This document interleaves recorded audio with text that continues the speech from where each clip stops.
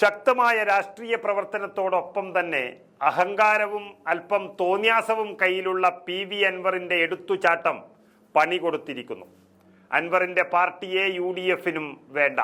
അതായത് PV അൻവറിനെ UDF-ൽ എടുക്കുന്നതിനോട് എതിർപ്പില്ലെങ്കിലും അതിന്റെ പേരിൽ തൃണമൂൽ കോൺഗ്രസിനെ മുന്നണിയുടെ ഭാഗമാക്കേണ്ടതില്ല എന്ന് കോൺഗ്രസ് തീരുമാനിച്ചിരിക്കുന്നു.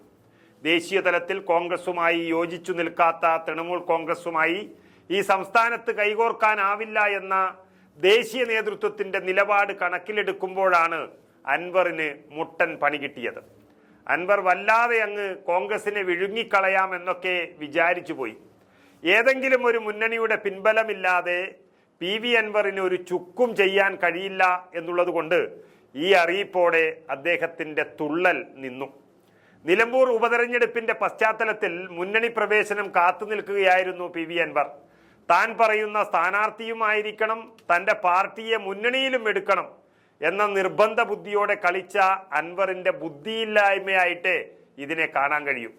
സംസ്ഥാനം ഭരിക്കുന്ന ഒരു പാർട്ടിയുടെ പിന്തുണ ഉണ്ടായിട്ട് പോലും വെറും 2700 വോട്ടുകൾക്ക് മാത്രം നിലമ്പൂരിൽ ജയിച്ച PV അൻവർ CPM-നെ തോൽപ്പിക്കാൻ കഴിയുന്ന ഒരു നേതാവ് തന്നെയായിരിക്കും. പക്ഷേ നിലമ്പൂരിൽ ഇന്നത്തെ സാഹചര്യത്തിൽ അതുകൊണ്ട് കോൺഗ്രസിന്റെ അല്ലെങ്കിൽ UDF-ന്റെ വിജയത്തെ ഇല്ലാതാക്കാൻ കഴിയുന്ന ഒരു കപ്പാസിറ്റി ഒന്നും അൻവറിന് നിലമ്പൂരിലില്ല. അതുകൊണ്ട് കൂടുതൽ ആളാവാൻ വന്ന PV അൻവറിന് കോൺഗ്രസ് നല്ല പണി തന്നെയാണ് കൊടുക്കാൻ പോകുന്നത്. കോൺഗ്രസ് നേതൃത്വം ഇക്കാര്യം അൻവറിനെ നേരിട്ട് തന്നെ വിളിച്ചറിയിക്കുകയാണ്. ഈ മാസം 23-ാം തീയതി അൻവറുമായി കോൺഗ്രസ് നേതാക്കൾ തിരുവനന്തപുരത്ത് കൂടിക്കാഴ്ച നടത്തുകയാണ്. തൃണമൂലിന്റെ സംസ്ഥാന കൺവീനറായ PV അൻവർ പാർട്ടി ഉപേക്ഷിച്ച് UDF-ൽ ചേരാൻ തയ്യാറാകുമോ എന്നാണ് അറിയേണ്ടത്. പണി പാളി എന്ന് മനസ്സിലായതോടെ ചെറിയ അയവ് വന്നിട്ടുണ്ട് അൻവറിന്.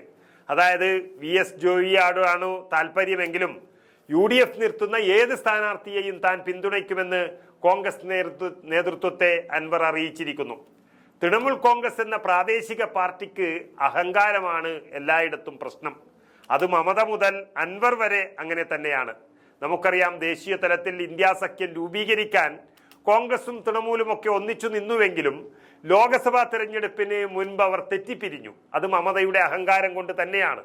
കോൺഗ്രസിനൊപ്പം സഖ്യത്തിനില്ല എന്ന് പ്രഖ്യാപിച്ച മമതാ ബാനർജി ലോക്സഭാ പോരിൽ ബംഗാളിൽ ഒറ്റയ്ക്ക് മത്സരിച്ചു. മഹാരാഷ്ട്ര, ഹരിയാന നിയമസഭാ തെരഞ്ഞെടുപ്പുകളിൽ ദയനീയമായി പരാജയപ്പെട്ട കോൺഗ്രസിനെ നിശ്ചിതമായി വിമർശിച്ചുകൊണ്ട് തൃണമൂൽ കോൺഗ്രസ് രംഗത്ത് വന്നതും ഒരു മുന്നണി മര്യാദയ്ക്കെല്ലാം അപ്പുറത്തായിരുന്നു. ഇരു കക്ഷികളും തമ്മിലുള്ള ബന്ധം ഇതോടെ കൂടുതൽ വഷളാക്കി മാറ്റി. തരം കിട്ടുമ്പോഴെല്ലാം കടന്നാക്രമിക്കുന്ന തൃണമൂൽ കോൺഗ്രസുമായി കേരളത്തിൽ ഒന്നിക്കേണ്ട ആവശ്യമില്ല എന്നാണ് ഹൈക്കമാൻഡിന്റെ തീരുമാനം.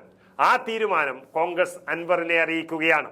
ഒറ്റയ്ക്ക് വന്നാൽ ഒപ്പം കൂട്ടാമെന്ന കോൺഗ്രസ് നിലപാടിൽ മമതയുടെ കൂടി അഭിപ്രായം തേടിയ ശേഷമായിരിക്കും അൻവർ തീരുമാനമെടുക്കുക. ഇനി മമത കോൺഗ്രസിനൊപ്പം ചേരണ്ട എന്ന് പറഞ്ഞാൽ അൻവർ വഴിയാധാരമായി എന്നർത്ഥം. ഏതായാലും അൻവറിനെ അടക്കി നിർത്താനുള്ള തന്ത്രങ്ങളെല്ലാം കോൺഗ്രസ് സ്വീകരിച്ചു കഴിഞ്ഞു. LDF-ൽ നിന്നും പുറത്തായ അവസ്ഥയ്ക്ക് അടങ്ങിയിരുന്നില്ല എങ്കിൽ ഇനി രക്ഷയില്ല എന്ന് അൻവറും ഉറപ്പിച്ചിരിക്കുന്നു. നിലമ്പൂർ സ്ഥാനാർത്ഥിയുടെ കാര്യത്തിൽ PV അൻവർ ഒരു തലത്തിലുള്ള സമ്മർദ്ദവും ചെലുത്തുന്നില്ലെന്നും വിജയസാധ്യതയുടെ അടിസ്ഥാനത്തിൽ ആര്യാടൻ ഷൗക്കത്തിനെയോ VS ജോയിയെയോ അത് ആരായാലും അത് പാർട്ടി തീരുമാനിക്കുമെന്നും കോൺഗ്രസ് വൃത്തങ്ങൾ പറഞ്ഞതും അതുകൊണ്ട് തന്നെയാണ്. അതുപോലെ തന്നെ സ്ഥാനാർത്ഥിയായി കോൺഗ്രസ് ആരെ തീരുമാനിച്ചാലും അംഗീകരിക്കുമെന്ന് മുസ്ലിം ലീഗും അറിയിച്ചതോടെ അൻവർ മൂലക്കായി. അതോടെ PV അൻവർ വായടക്കി പണിയെടുക്കാം എന്ന രീതിയിലും ആയി.